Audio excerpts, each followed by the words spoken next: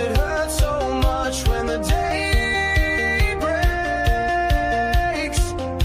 Why does it hurt so much when the day breaks?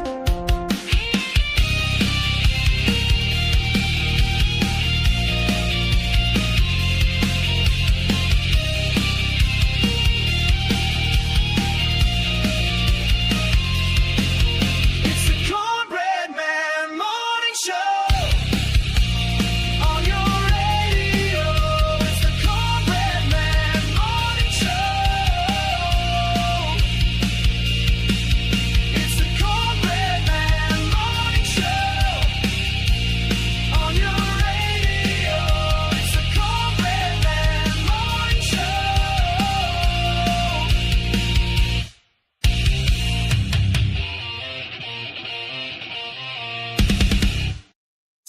And good morning. Happy Thursday to Cornbread Man on the radio and on the network. Have one of my little doggies not acting right. I'm trying to fix it real quick, figure out what the problem is here. Anyway, it is good to be here with you, and I hope you're having a blessed day so far. Heading towards the weekend. We had a fun time last night with our guest, with Vintage Outlaws Racing Series. Had a great time, had a fun time with them. It's always great to have guests in. We've got another group coming in on the 16th, not racing, ministry, First Step Ministry. We're looking forward to having them. They do their own online Facebook. We're going to come on and talk to them about their ministry and what they do and all how they do it, and mainly about the Lord. So we're looking forward to that. That'll be 6 p.m. I believe that is June 16th. That is, of course, Eastern Standard Time. Let's get our Bible verse here in a second. Had a good time with Biscuit Boy last night, too, and I hope you were able to catch the first lap this morning. I hope so. I think this is my Substack acting up. I don't know why. See if we can fix that real quick while we are talking to you. Hope you got your coffee. Get up, pray up, coffee up, get all those things done. It's important to do. Get your mind moving. Get your pick up your cross. Go daily. Give the Lord praise for all that, because He is worthy, and He is so good to us. And every single day, we are so blessed what the Lord does in our life. Let's see here. Actually, I think it might be this one acting up. Not sure. There we go. There's one of the little doggies come in. Had a good time the other night talking with Miss Kim at Kim's Coffee Talk. I'll give her a shout out too. She starts around 6:30, 7, something like that. I'll give her a support every day. She's a fantastic person, and I'm honored to count her as a friend. So hang on just a second. Get back to the main page here. We'll just redo it. Redo it while we're talking. Give me a second. We will bring in the next one here. Just as that's what's better. All right. Hang on. Like Sam and Dave. Hold on. Love that song. I seen an old video interview last night. I've seen it before. I'm not a big fan of Dan Rather, but I do like his interview series. And he gets a lot of interesting guests. I'd seen it before, but I really did like the one he did with Dan Aykroyd. And it's interesting hearing, being alive back in the day when the Blues Brothers movie was out, and how they were going on tour, and of course the death of John Belushi, really complicated a lot of stuff. Obviously, they just couldn't do it like they were going to do, and they had great musicians. But hearing him talk about, it's funny, people nowadays bring up stuff that we didn't hear about back then, and how they were probably, possibly culturally appropriating, as they said, their deal. And I'm like, how could they, man? Everybody loved it, and it was no problem. Nobody was mad or anything. But nowadays, everybody wants to go back and look and say. I thought he handled that question very well. Really did. I give him applause. Dan Rather wasn't doing it He didn't do it in a real bad way. He did bring it up, though, So I just think that he handled that in a way that, there was nothing untoward about how they handled singing the blues and everything. And I liked also the fact that they gave the artists, they didn't try to take over, give them a pittance. They gave them their, full billing and everything. They didn't recut it and give them just the songwriting or give them $10,000, he said, to walk away. They gave them what they were deserved. So I hate when they go back like that. That's typical of Dan Rather.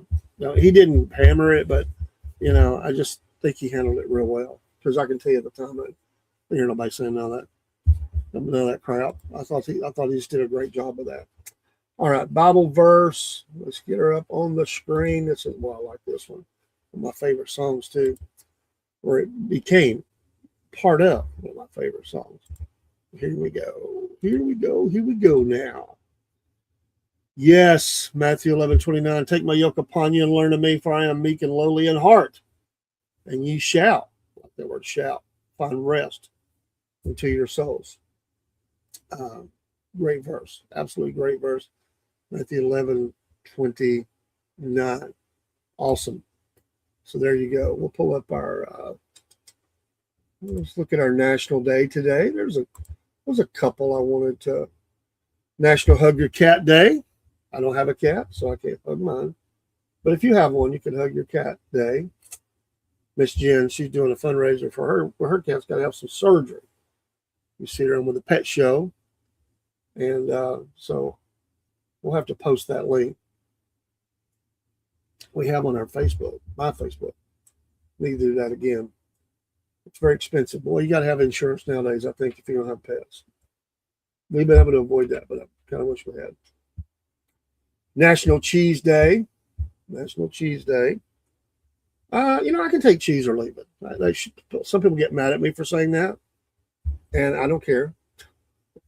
It's like you don't like cheese, and I'm like, well, I like it, but I'm not, crazy about it or anything. I'm not.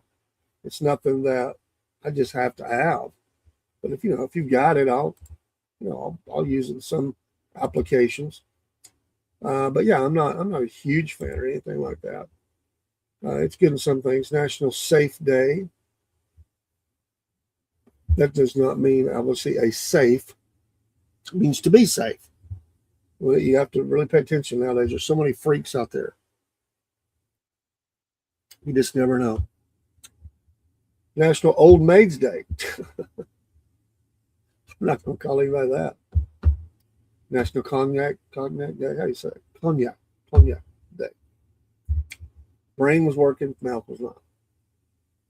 National Clean Beauty Day. By the way, I've not had cognac.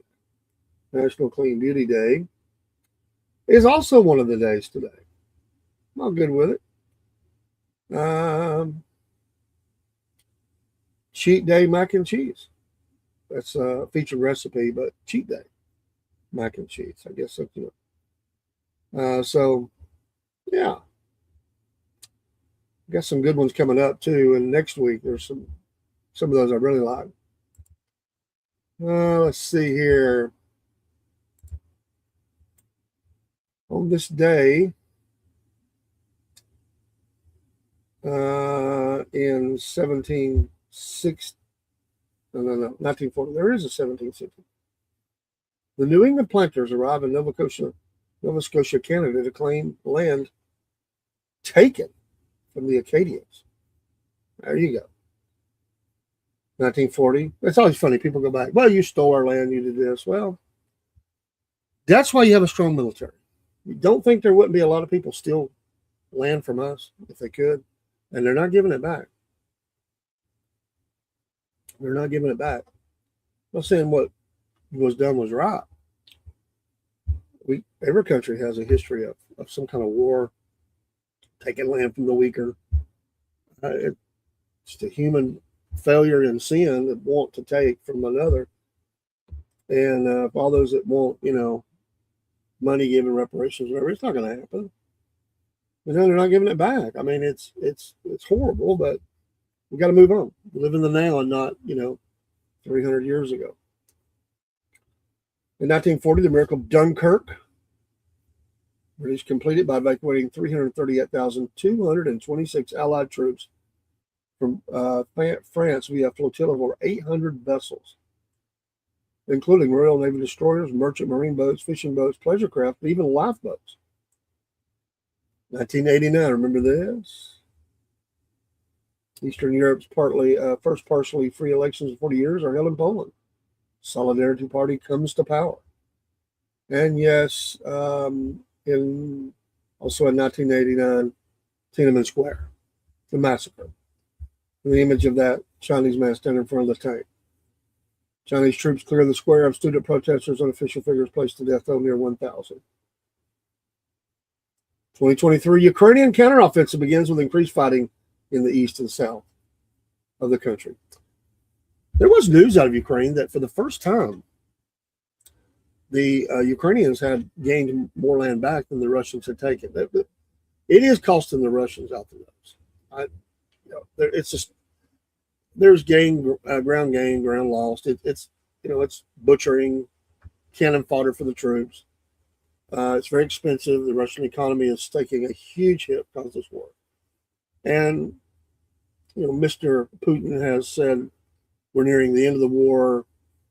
He has a lot of land area. I don't know what the finality of it for him is. Some say all of Europe. I don't think that, but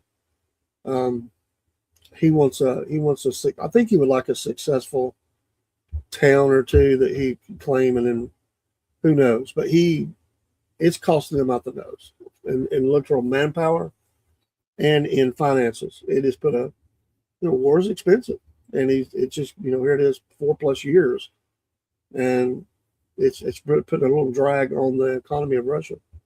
They've made a lot of money with oil, but not enough to overcome all the inflationary hits and just the continued cost of war is expensive. I mean, we know what it's cost in Iran for us. That conflict, military action, whatever you want to say. Imagine doing that for 4+ years. We've seen the cost of that in previous administrations. It's expensive to fight something like that away from your home base. And even though that's close by, it's still away. They still have to fly things in and out. There's still a cost of that. So anyway, a little bit of look at history today. I didn't do birthdays, but if it is your birthday today, happy birthday to you. Hope you have a great day. Well, a little bit of news. Headline on Newsmax: Trump says he won't break Iran truce unless U.S. troops are killed. The report says that Trump has resisted pressure to counter recent Iran attacks with a broader military campaign, viewing the fragile truce as the best way to secure a diplomatic outcome and avoid a prolonged war. Well, and also there's signs that they're collapsing a little bit inside of Iran. The command structure has definitely had that happen. The internet's back on. The streets are filled. We'll see. Iran foreign minister says no tangible progress. Trump hopeful. Another headline. Marco Rubio said war is over despite ongoing strikes. Iran did hit Kuwait. U.S. strikes nowhere near Hormuz. An oil executive said Kuwait can restore most oil output in weeks of the Strait reopening. So, a lot of people want to, I just love watching people make predictions. Because as you know, most predictions do not come true. They'll get 1 out of 100 right, and they'll say, see, I told you, you need to listen to me. We can make educated guesses, and we may have some things right. We may have some of it completely wrong. But there's a group out there, and that's just the nature of things. But there's a group out there, and they could be the hate, but usually they hate Trump, or they hate Israel, or they hate whatever. And they make these grandiose predictions, that it's all over, Trump's going down, America's going down, Israel's going down, and it just doesn't happen. And it just cracks me up because they for all of their intelligence that they believe they're exhibiting, they're just letting their hatred for something be on display. And the liberals are a perfect example of that. They, predicting they'll get one little win in an election somewhere, in a seat somewhere in the land far, far away. And they'll see all of America's sick of him too. They're going to turn on him. And here we're, and it's just a continually comedy to watch this happen. And they're the doom slayer. I mean, it's always doom and gloom. It's always new, or always near the end. It's over. The media has been running hit pieces on the president and his health, and he's in great health, especially for his age. He's in great health, but they put all these false reports out. He went back to the doctor. They're lying to us. I mean, there's whole people put whole dossiers out that the president has a disease. He's dying. He's this. It's just constant. It just never stops. I remember who was it? Remember Yasser Arafat? Well, that's a piece of scum that he was.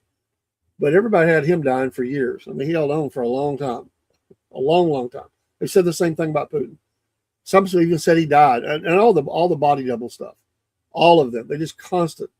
It's all mask. It's all body doubles. It's all infiltration. It's aliens. It's lizard people. It's it never stops. It just cracks me up. And one of the biggest ones that really cracks me up is that there's this secret society that is control of everything, and they've got it all mapped out. And it's going according to plan, but the plan blows up constantly. If it'd be like a terrorist group trying to make their bomb, and they blow it up while making it, or in the delivery of it. And these people are bumblers. They're stupid. Is there people back behind the scenes trying to manipulate and control? Well, sure, there's always going to be that. But they act like this network is foolproof. It's perfect. They have this plan that nobody can stop. Nobody can win. Well, I know they're not going to win because Jesus wins. But it's they're in complete control. And then you watch them bumble and it blows up in their face. There's no way they write the script like that. No way. It goes completely against what they say. Don't give these people credit for nothing. I mean, it's just, I don't know what it is, man. Some people just buy into this. We're all under this control. We're all under mind control, and we can't stop it. It's too strong. Come on. And a lot of times these are Christians saying this stuff. I mean, come on. When we're saying God is not strong, that Jesus can't win, or he won't win, or he's not winning. I mean, come on. He's allowed it all to happen. It's just a part of the end time events. But these people are absolutely stupid. It's like, say Hillary, I'm sure they had her a part of it. If Hillary was in control as we think, would she have ever let herself be that scene going in that car, let that get out like that? I mean, come on. So they'll say other people are in control of her. And it just never stops. I read them every day, just flipping along the social media. And it's like, oh, okay, here's another story. Let's just say there's a lot of hatred out there. A lot of hatred. And a lot of people give way too much credit to people. All of mankind is in a fallen state. The only hope is Christ, and to be born again and redeemed. Jesus wins in the end. The war is won. There's many battles that's going to be. The Bible tells us there's going to be these traumatic events that culminate with the return of Christ. So yeah, there's going to be ugly days ahead, very ugly days. But to say these people have complete and utter control is to deny the divine authority of Jesus Christ. Come on. And these are the same people that say that they're in one, lockstep with Jesus. No, you're not. If you're giving the enemy credit for that much power, you're denying the power of Christ. That's the best way to say it. You're denying the power of Christ. It just kills me. I mean, there are a few brilliant people, I'd say, but they're still sinners, and they're still a fallen state in nature. And we've seen that throughout history. Is even no matter how powerful you are, somebody always wants your seat. I mean, look through it. The Bible is replete with the killing of the leader to take over. So how do they control? Now the one that will come, the Antichrist, will have a lot of control. It still doesn't have total control because the plan, Jesus' plan, still goes forward. It's a temporary feeling to have. So, oh my goodness, and it just amazes me. But that goes back to the health the condition of the president. It's like everybody's got him dying. I mean, he gets a bruise on his hand, it's over. I mean, come on, you're 79, 80, you're going to get bruises on the hand.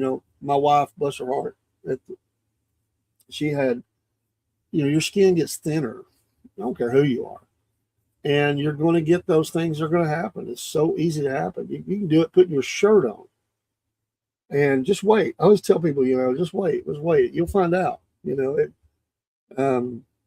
Death, the only thing that has defeated death is Jesus.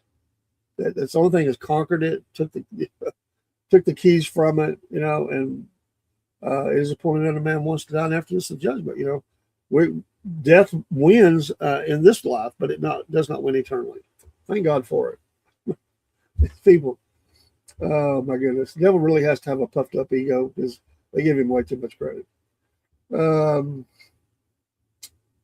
president who has refrained from saying too much about the next election, has now spoken somewhat. And he said in a podcast that was aired yesterday that Vice President J.D. Vance and U.S. Secretary of State Rubio teaming up for a 28 presidential run would be unbeatable. That would be a very strong ticket. I'm just not sure that's going to be the ticket, but that would be a very strong ticket. But I got news for him. I think that it's Rubio Vance, not Vance Rubio. Could be wrong. Goes on to say both men are seen as contenders for the 28 Republican nomination. Rubio's recent turn at the White House podium drew praise from Republicans and even some Democrats who noted his smooth performance, which included quibs and a 1990s hip-hop reference to describe Iran's negotiating position. He said, I would think that JD and Marco as a team would be very hard to beat. He told Miranda Devine in a podcast interview, it's interesting, human thing, the human equation. So I watched them together. They get along great. Trump has continued to full secession talk, even as both Vance and Rubio downplay their 28 ambitions. Vance and Rubio have taken turns to take the stage at the White House briefings to defend the Trump administration against a wide range of questions, including the crucially unpopular Iran war. That would be a strong ticket, though. I think Rubio's a lead in that right now, my opinion. I did like his comments before the committee. Which one was he before? Oh my gosh, it was the House Oversight Committee, wasn't it? And the lady of the libs just up there going on about these shoes that the president gave you. They're too big, kept going on about shoes. He goes, what shoes? What's he talking about? What? I thought this was Oversight Committee. What? And she said, but you do have nice shoes. He goes, well, how could you even say that? You can't even see them. He schooled her. It made her look stupid. All the young people behind him just laughing. I mean, she's up there trying. And the other one with the British guy, Farang or whatever his name was, schooling, the embarrassment we have from Georgia, who's just up there bloviating, just going on and on and on. Not, and the British guy just made him look stupid, absolutely stupid. It was like a night at the comedy club, and he's getting everybody's laughing. I mean, this guy's up there and just going on and on and on. And the British guy, he made a one-liner of just about everything he said. These people, they just have. I get it. They do this all the time. They get their time and they waste it, just waste it. And they don't even have, it's like her. And he had to read it all. And that's what she was doing. She's just reading. Da, da, da, da, da, da, da, da. And he's just looking around like, what? They said, you imagine being a person have to write all their stuff up, they top it up, give it to them. And they're in there just, won't even listen to the answer. They'll ask the question, then they'll cover it up with another question. And the guy's just one lining out here. It was complete embarrassment. This has happened on both sides, but I think the liberals do tend to have it happen because they just all they want to do is get they want to get their 15 minutes of fame. They want to get out there thinking they're going to embarrass a person and get it on record how they threw all this out there. And all it does is show their stupidity. I mean, it really does. There's no intelligence. It's not governing. It's just, it's not stay on point. If you want to attack somebody on procedure, policy, a lot of the stuff was just, what is that guy's name? I know it from Georgia. Anyway, he's up there talking about how you're here for money. You're trying to win. You're a low little bitty party over there. You're just disparaging the guy. You're here licking the boots of basically the president. You go, no, no, no, no. The guy's just. It was like comedy night. It was like amateur comedy night. And the guy steps up, and he's just rocking this guy from Georgia. I got to say, I love my state. I do. I've heard people say, I hate Georgia. I don't hate Georgia. I never will hate my state. Why would I hate my state? Georgia's an amazing place. I've lived here my whole life. It has the mountains. It has the flatlands. It has the swamps. It has the beaches. I mean, it just has so many beautiful, wonderful things to offer. The problem is we do have some stupid politicians, and we've had some for a long time. We have a lot of people come in and elect that kind of stupidity. We have some wonderful people, I think, that have served with dignity. I think they've done a good job. There are some out there. I've met them. I know them. And I think they have, did the best they could. You're a voice of one. You go in that room, you're a voice of one. You even if you're trying to stay with a party, you have one vote. I've been in the Senate chamber. I've sat there and watched. I've been able to cast that vote. I've had the honor of doing that. My senator gave me the honor to do that once, to push the button so his vote would be cast. But you speak to these people, and you sit and listen to these lunatics, and there are some, and they stand up in the middle of that chamber, that very historic, beautiful chamber, and they stand up, and that's a part of the process. You get up, and they'll just go on and on and on about how you're destroying this and you're destroying that, and it's the end of the world. It's always like that with the liberals, and you can always point them out, and they're just kind of cray-cray. I mean, they stand up, and they got wild eyes, many of them, most of them, and even years ago when I was there, and they're sitting there, and they're just almost screaming, and putting on the little theatrics, and then when it's over, they have a vote, and usually it goes very conservative. It's a pretty conservative state, even though there's been, some things. They just, some of them, they are elected honestly for chaos. It's a clown show. Their district elects them to go up there and do that. They love it. They jump up and down for it, cheer them on. They don't get anything done. They're just like a thorn that continues to just try to fester, punish and hurt and inflict pain and all that. And that's what it's like. Everybody just sits around and they listen to it. They make a few notes. They look at the ceiling while I've sit and watched it, and they're just, hey, broski. Well, topic of discussion. And I'm kind of all over the place. I was talking about stupid politicians in Georgia, but on the national level too, and how some of these people in these committees have been getting schooled lately by I don't know if you saw the one with the British guy or the one with Marco Rubio. That's where it started. But I was coming down in the state level, and just these lunatic liberal ones that's been elected, and there are a handful that you think, okay, they've got some common sense. Some of their platform is wrong, or it's not conservative or whatever it is. But you got just full on clown show crazy that goes on, and I've seen it on display, and I've been in the room when it's happened. And I'm sitting there going, my gosh, I'd hate to have to. You can't deal with them. You can't talk to them. They're just fanatical. They're fanatics, and thankfully, it's not many of them. They get elected in the middle of liberal city, around Atlanta, and they'll come in there and they just their eyes are crazy. They talk crazy, and they put on a show. They scream. They jump up and down. And sometimes they have to be called down. I've been in the room when that's happened, and you're like, oh gosh. I mean, it's like they went down to the insane asylum, and they pulled them out and put them in office. That's how bad it is for a few. And you're like, my gosh. The rest of the body just sits there like, okay, he's got or whoever's got about 3 minutes left. I can endure it. They sip their little water or whatever, and then they move on with a vote. There has been times it's been nut job conservatives. and they go in there and they are pleasing their constituency because there is some areas where they want theirs to go down there and act up, do the same kind of things. I've seen that too. And but it's more liberal. It's more, commie, as you say. So yeah, and they just are. I mean, it's a little scary to even think how they're operating as a human being. You're sitting here thinking this is a senator. This is an elected person who's been elected to come and represent their constituency, and they're in here acting like that.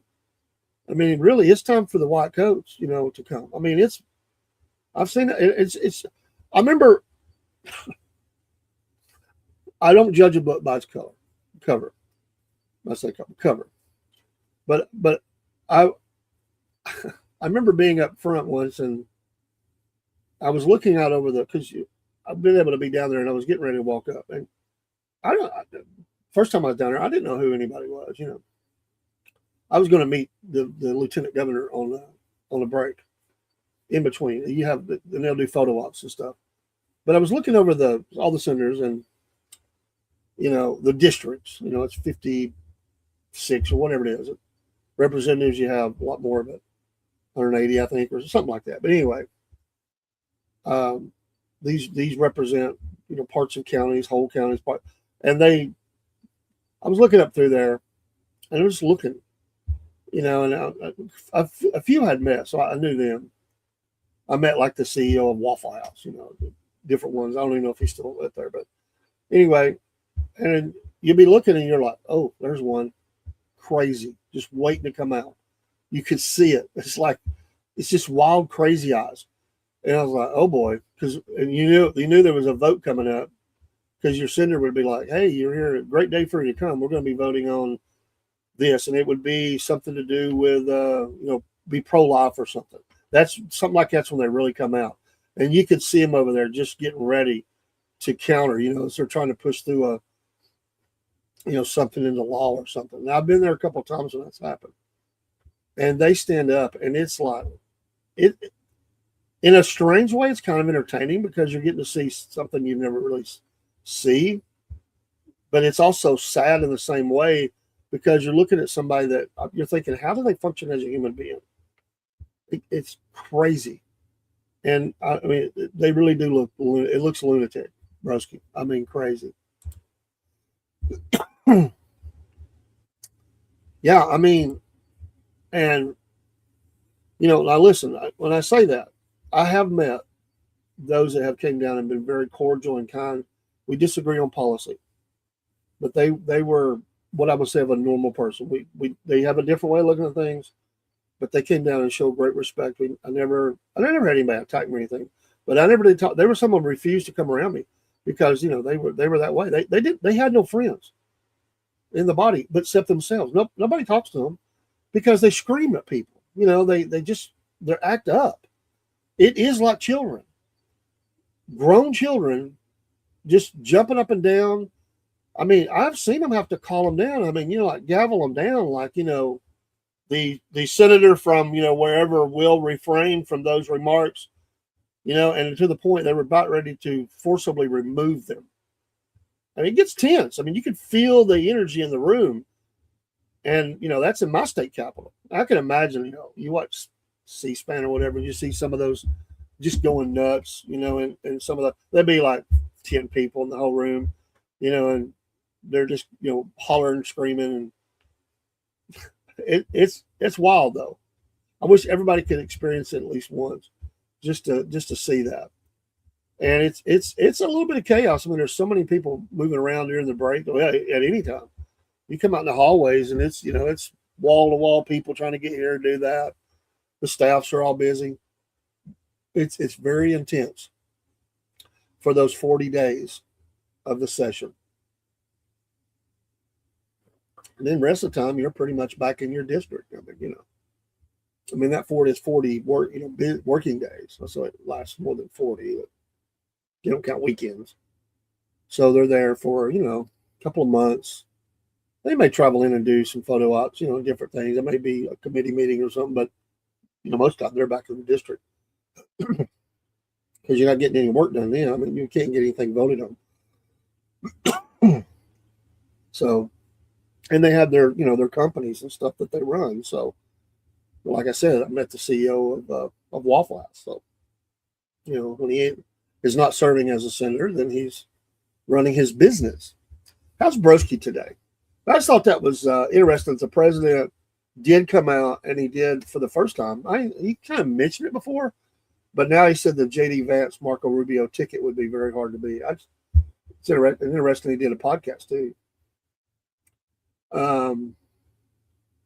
Another one that's somewhat buried in the news today. He's planning to unveil a $700 million plan to boost the coal industry, which is great news in areas of Kentucky and West Virginia and Pennsylvania and a few others. But he will use the authorities under the Defense Production Act, a Cold War era law that allows the president to bolster industries deemed critical to national security.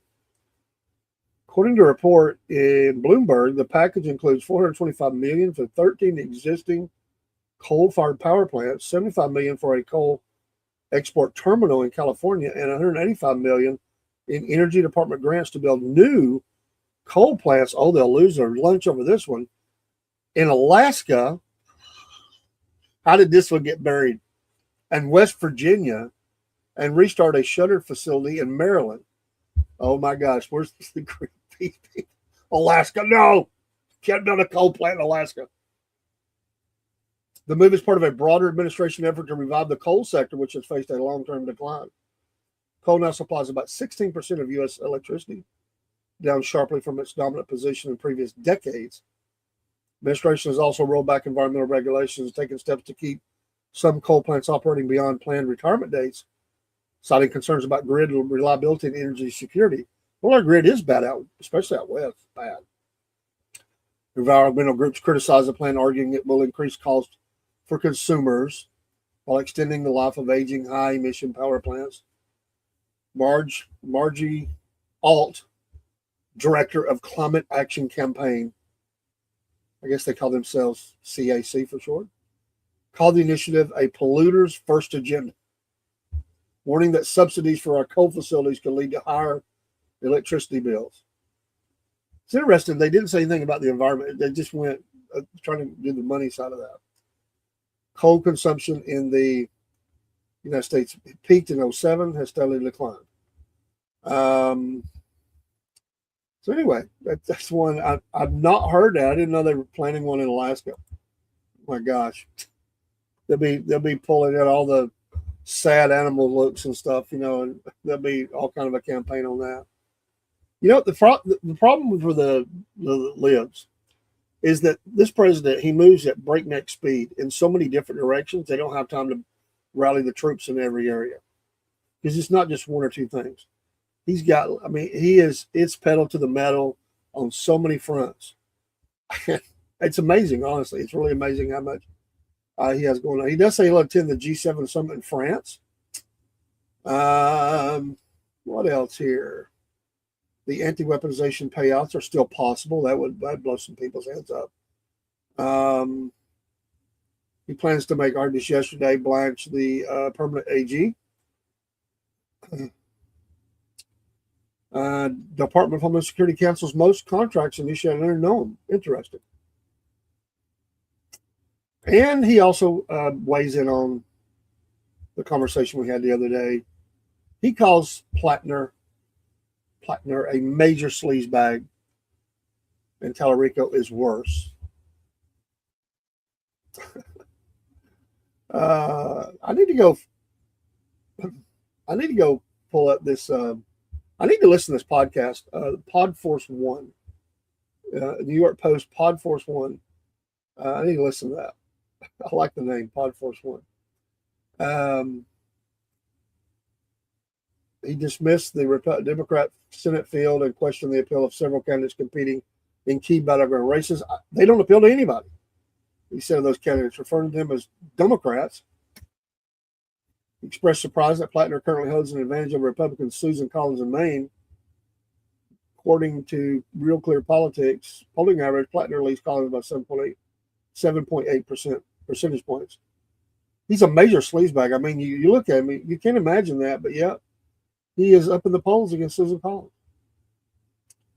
He said despite the polling deficit, he predicted Collins would remain competitive in the race. She's always down the polls and she survives.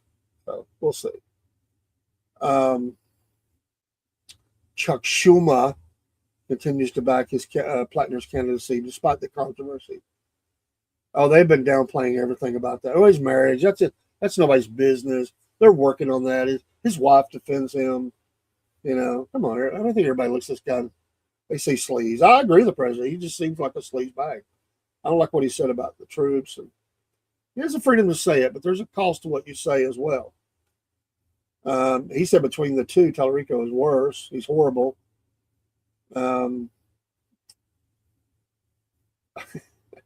also criticized him as a vegan. Tallarico has denied the characterization, although reports have noted that his girlfriend follows a vegan diet. Now he's having a barbecue, Trump joked. The president also suggested that Representative Jasmine Crockett, whom Tallarico defeated during the Democratic primary campaign, would have been a stronger candidate. Wow. I thought she was a better candidate. Oh my goodness. He loves to start. So here's his assessment of the Democratic field. These people are crazy. There's something wrong with them. He is always ready for a good quote. Representative Fine says Democrats are willing to embrace evil in their pursuit of political power. Representative Randy Fine, Republican Florida, said on Wednesday, arguing that the continued support of Senate Minority Leader Chuck Schumer, Democrat in New York, for candidate Graham Plattner demonstrates how far party leaders. I mean, how many times do we have to say this? They just get a new person. This goes all the way back to the squad. I mean, they continually roll out people like this. He said demonstrates how far they're willing to go to regain control of the Senate. Fine note told National Report that Democrat leaders have made winning elections their top priority, even if it means overlooking concerns surrounding candidates they support.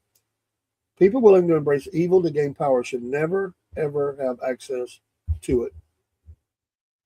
Expanded his criticism beyond Plattner, who is running for U.S. Senate in Maine, arguing that Democrats are focused on political victories above all else. Democrats are so desperate to take power that they will stop at nothing to do that, and that should scare every American. Fine specifically targeted Schumer's continued backing of Plattner, saying the New York Democrats' support reflects what he described as a broader willingness to within the party to prioritize electoral success over principle. Plattner has faced mounting scrutiny after critics pointed to a tattoo on his chest resembling, of course, the Nazi thing. They've also talked about those text messages with women and things he said. So he does come off as he's a bully.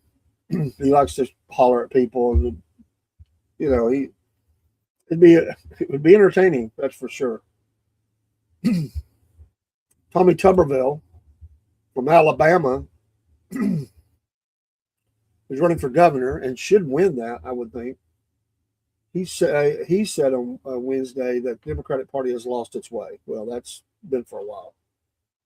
They've become the terrorist socialist party, noting recent scandals plaguing Graham Plattner and New Jersey congressional nominee Adam Hamawee. Hope I said it right. Hamawee. He's come under fire after a past connection with Omar Abdel Rahman, the Egyptian cleric who was convicted for his role in the 93 World Trade Center bombing. Who represents the true Democrats in this country that actually love the country? Tuberville questioned on Carl Higbee Frontline. They have no representation anymore here. His words, this is Tommy Tuberville, quote, they got a Nazi and they got a terrorist running in New Jersey. They've got an atheist that's running in Texas. They've lost their way. This is the terrorist socialist party. They've gone too far left. Nobody in the country recognizes them. Now they're trying to take the country over. He said he is working to ensure that does not happen. We're going to stand up. Hopefully we can get the Save America Act. Somebody needs to get their head out of the sand and do something that while we have control, because if we don't do it now, we'll never have control again. These people are trying to control the country with their or two votes. Because why? They do not respect Donald Trump. And it's like pulling teeth up here to get anything done. It's a crying shame. So he will be out of that body before long because he's going to be the governor of Alabama. I really believe he'll win that. I don't see that flipping any other way. He's done well for himself. A lot of people remember way back when he ran, being the football coach. That's back when they questioned, what does he know? And of course, a lot of people were mad at him when he held out. And he was holding out to be pro-life, and the whole, he pushed it as far as he could. He held up some promotions and stuff because he wouldn't sign that bill. He has put his neck out a lot, and he survived that. He's well spoken, and he's done well for himself. And I think he will become the governor of Alabama. So I think he would certainly be there for 2 terms. I believe that. So we'll see. There's definitely a huge block of folks that are not going to vote for him, but I think he'll do well there. Pardon me. But yeah, he is. You can see there's definitely an endeavor to get out and get ahead of some of this. By the way, the Jill Biden book tour. Wow.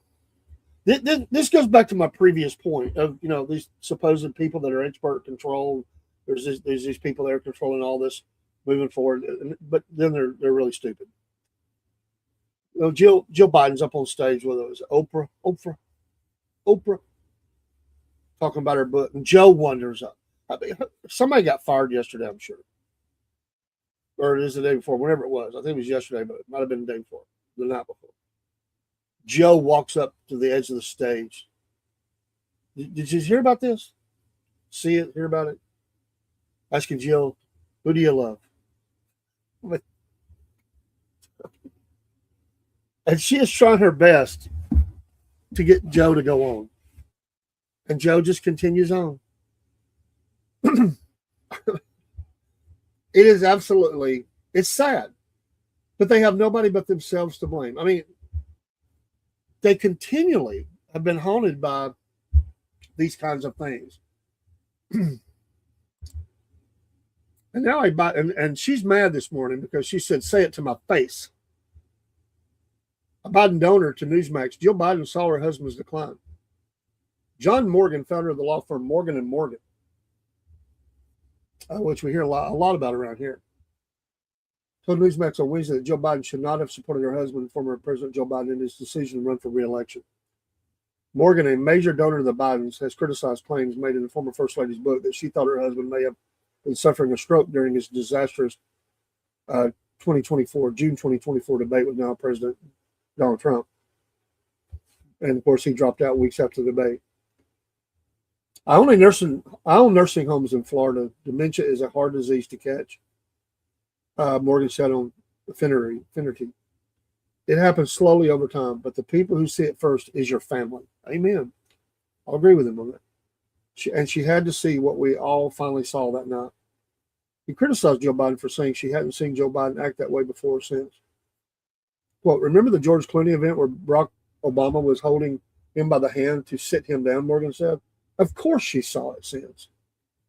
At the White House, you could call down at 11 at night and get a cheeseburger. You could go out by the pool of the White House and order sangrias and margaritas, Morgan said. Well, I don't want to leave the Four Seasons either, but at some point in time, you have to put the country first, and she didn't at all. It's all on her. Morgan said he still communicates with members of Biden's family. I feel bad for Joe Biden because he does not deserve this, Morgan said. But this week, you see him wandering up to a stage, which is what I was just referencing. At a certain point in time, you have to take the keys away. And this is the point. Why are you letting him wander around like that? This is known to happen, and people have that. They're always on the move. You lock the doors at night. You have to have alarms and stuff set because they will wander out the house and down the road. It happens. Sadly, sometimes they wander off in the cold. They get hit or they go off in the woods. They pass away. I mean, they're constantly looking for home. And it is sad. I mean, even though I get what he was and what he's done, how do you not control that? A lot of people may not have liked Nancy Reagan, but they never let the president look like that. He was well taken care of, but it gets bad, and they had a team around him, and he was never seen to be sad like that, embarrassing, saying things that to the very end, and with dignity, because nobody would want to be seen like that. I mean, he is up there asking crazy off the wall stuff, talking about some book he's writing. Who do you love? And Joe, I'm doing a interview. Joe, you did it. You're using him once again. I'm just glad to see that they should have done it before. And by the way, he should have stepped out way before. But at least he said it now. But the voices are starting to come out. We knew this was going to happen. They're beginning. The wall is falling, and there's going to be breakaways from it because I'm sure there was a lot of people told them to keep their mouth shut. And they weren't for Trump, so they were trying to win. They were all guilty, but more so those around him, the inner circle, the family. And it happened for a full 2 years, especially that last year before he stepped down. I mean, it was constantly, almost daily, he's flubbing lines. He's turning around and shake hands with people that are not there. He can't find his way off a stage. He's just meandering around, and people are having to hold him by the hand. I mean, as he said, I agree with that statement. At some point, you have to take the keys. When my wife was in her declining state, she was still fully cognizant of everything, but it was getting tougher. She couldn't speak, and we had family and some friends that came by, but we did take her out some, but I shielded her a lot. I asked people not to put pictures up on they could take pictures with her. I asked them and not to put those on the internet because I wanted her to have some dignity. And my wife didn't even like pictures being taken, but she wanted to take the pictures with them. She got more comfortable with that as she got older, especially with grandkids. And I never denied, people to see her or anything like that. I wanted them to see it, but I just didn't want it flashed out there, her in that position. My wife, I wanted to remember the way that she always was, and it's subhuman to do what they've done, and it just shows where they're at, and it goes right back into Tommy Tuberville and every other comment that's been made. They'll do whatever they have to do to get back to retain power, to get power, and I don't care what party it is. If you're doing a human being like that, there's something wrong with you. You can't do that. And if you really cared about your husband, you would say, you know what, I don't care about an election. And at least it's a drug. I'm sure they get the, as he said, I think those are great points. I do agree with those points. Nobody wants to give up power. It's like, well, we're getting to hang out around, the pool at the White House. We got staff waiting on us hand and foot. We don't have to do nothing. The president is they don't have to do nothing. They do everything for them. Every detail of their life is handled by somebody. So you blast through any line. You don't have to wait in line anywhere. I mean, I'm sure it's addictive. People love that kind of thing. But if you have to, at some point, say it's over, and I could see them knowing that he was declining. Actually, he should have been removed from power. They should, and I get the replacement was horrible, but really, it's scary to think, and we know who was running things, and it's scary to think what was happening to our country, and what a dangerous position that puts us in. Because even though they've got the auto pen, they're doing the stuff. I mean, this guy could have stepped forward and made an announcement. He could have. I mean, off script. He was constantly going off script, saying crazy stuff. I mean, what if he'd have stepped to the podium and said something and declared war on Russia or China or whatever? Can you imagine the chaos that would have ensued? That's the danger of this, and that they did, and they didn't care. They just kept pushing him out there on the stage. And all of America saw it. They knew it was going on. And you just can't do that. This isn't, my grandpa Bob, who's down here, he used to be a dentist or whatever. No, this is the guy, it's the president of the United States. And there is power that comes with that. Not unlimited, but a heck of a lot of power. Not much limits them. And in the moment, he could say things, and he could have started us into World War III. I mean, that's crazy. You are right, sir.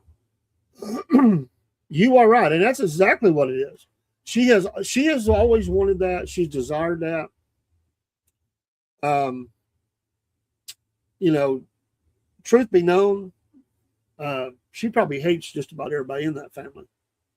It's all about her. You know, there's no way she likes the kids, his kids. There's no way. Come on. And we saw their where they're at in their heart because they deny Navy. You know, the grandchild they deny. Whether you like it or not, no matter what your kiddo was doing, you have another grandchild, and it's unconscionable to me that you would ignore that child like that. And I can't imagine it as, hey, listen, your kids are going to do what your kids are going to do sometimes. They're grown and they do things, and he was definitely doing some things. And I'm not saying they didn't facilitate some of that with money and position and all that, but at the end of the day, how many people have been surprised with, hey, I'm gonna, somebody's gonna have a baby and it's your son's or whatever, and you may not like how that situation happened. We may not always like what our kids do or even grandkids. Things can happen. But I'm gonna tell you what, I have said this my whole life. I always honor life. Sometimes you're just worried that your kids are not in a great position. And I've been there, many times, several times anyway, where they come and said, I need to tell you, I'm going to have a baby. The situation is not the best. It's like, oh boy, there's a lot of things you want to say, and you're trying to just, don't want to hurt somebody's feeling, but, you have honest discussion about, listen, your situation maybe not be the best, but at the end of that, I'm going to say, listen, I'll always honor life. I always love, God grants this wonderful gift of new life. And that child coming into this life, no matter what the circumstances were, they deserve everything. I'm not saying the kid doesn't deserve support. I mean, it's a time. Things are going to happen. But people that ignore and blame and hate on a child, come on, what's wrong with a person that would do that? I've always said, I've got grandkids that I don't get to see them all the time, but they love me and I love them. And they live a little bit away from me, and we thankfully we do video calls and stuff. And and in some cases, I mean, there's not a daddy around. And this is a situation where he's an absent dad. He didn't want to be. Okay, maybe he's the sleazebag he is, maybe with that, but you're the grandparent. You don't care. I remember when things happen in our own life and there were breakups, and and it's like, say right now, that's my grandkid. I'm gonna be seeing my grandkid. I don't care what you two got going on. I hate it, but I'm gonna see my grandkid. You can bank on that. I'm big on that. I just don't understand. Yeah, she's on this big book tour, broski, and she's rewriting the script. And even the Democrat, it's amazing that the Democrats are calling her out. I mean, supporters, major supporters. I find it amazing, really, really amazing. And follow this tour, because this book tour is going to be amazing for a lot of quotes to see. And I just think that she thinks that she has a lot of support there that she may not have. She's overplaying her card, and people are mad because now with them being able to look back, they realize that point, that debate sealed their fate. And it really did. Whether, for them, I'm just saying for them, they believe there was an opportunity to defeat Donald Trump. That at that point, it sealed the deal. There was no time for Kamala. Of course, she had her own problems, but it was a short time to try to mount a campaign. I will say that. And she was not one to do it. It was horrible for her. If they had been smart as a party and again did the right thing, they could have saved themselves. It would have been a better race, whether it was won or not. It would have been a better race. Money spent in a well place, at least better for them. I'm talking about from their perspective. And yeah, now they're sick about it. Now, like, he won, and now she's out here, talking about, I didn't know he was sick. I thought he was having a stroke. I didn't know what was going on with him.